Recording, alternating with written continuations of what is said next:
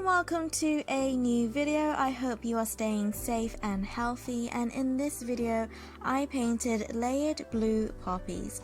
So I'm going to quickly go over the materials. I am using my Winsor & Newton watercolor brushes, my Filbert brush in a size 2, and my round brushes in the sizes 3 and 5, my Montmartre watercolor set, and my Montmartre 300 GSM watercolor pad. So previously on this channel I tried out layered flower painting and loved how simple and therapeutic it was, and so I thought I'd return and make it a little bit more difficult and see how I can adapt this style of painting. I also thought that this would be a great opportunity to paint in my new smaller sketchbook pad. For this painting, I found that when painting the individual petals, it was best to wet the page where the petal would be and then adding the paint to where I wanted it to be the darkest. If you want to add more than one color like I have, then you should add it when the page is still wet along with the other color you have chosen in the same layer. This made sure that I had more time to work on the paint, make adjustments to where I wanted it to be darker or lighter, and also gave a softer look. As this is a layered painting, I will be working in multiple single layers, so I will be keeping the layers very light but overlapping them as I go. When thinking about painting the petals, you should look at your flower reference and try and imagine what the entire petal would look like. If you're struggling, then you can look at my flowers to give you an idea of how the petals will look in different angles.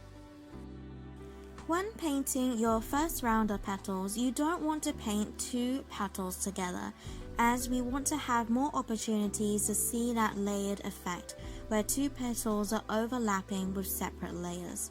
So having a gap between petals allows us to paint petals in between each other and overlapping the sides. If you want the layered effect to be more subtle, then you can paint wider or more than one petal together. In the end, it's up to you. If you want to make it more layered, then you can see my first poppy, which is under the tallest poppy. If you want it to be more subtle, then you can see my third poppy, which is at the bottom. With the second layer, you need to make sure that the first layer is completely dry.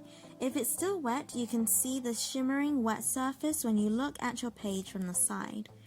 When your first round of petals are dry, then you can paint petals in between and overlapping them.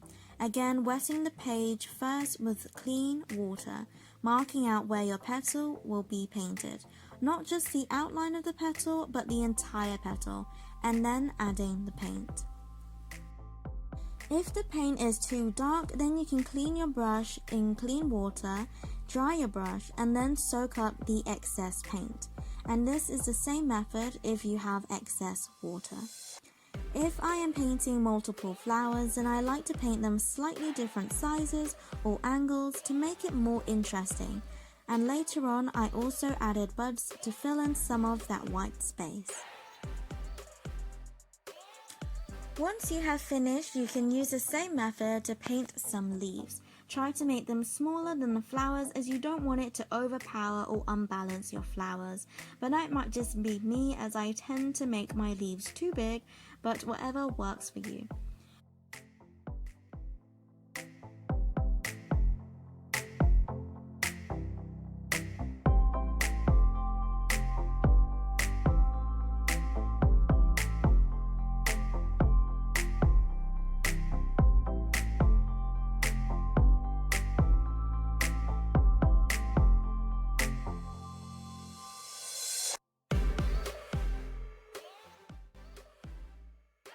When you have finished with your layered process, then you can add a bit of detail like I have with the center of the poppies, making it darker as I was painting the anemone poppy instead of the Himalayan one, with that bright yellow center.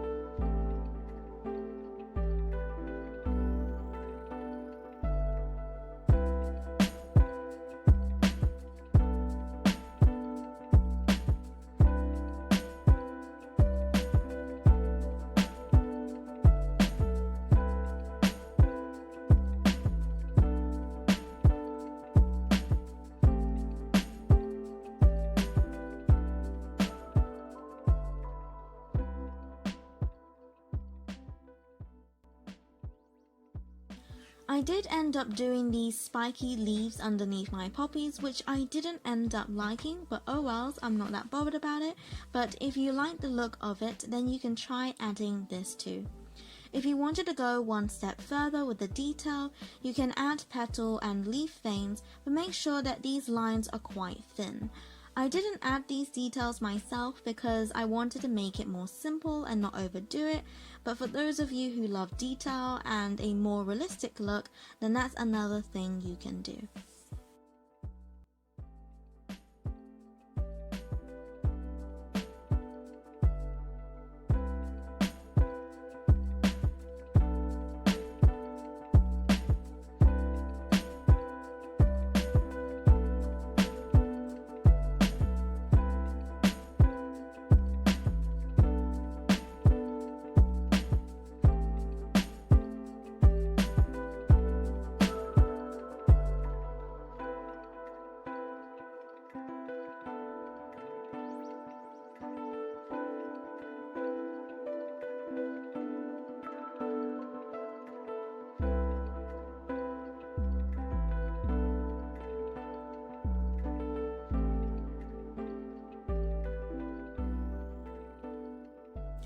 All in all, I'm quite happy with how this turned out and how this sketchbook pad held up throughout the painting, so yay.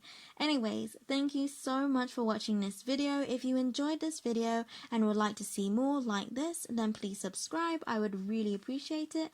And as always, God bless, and I'll see you later.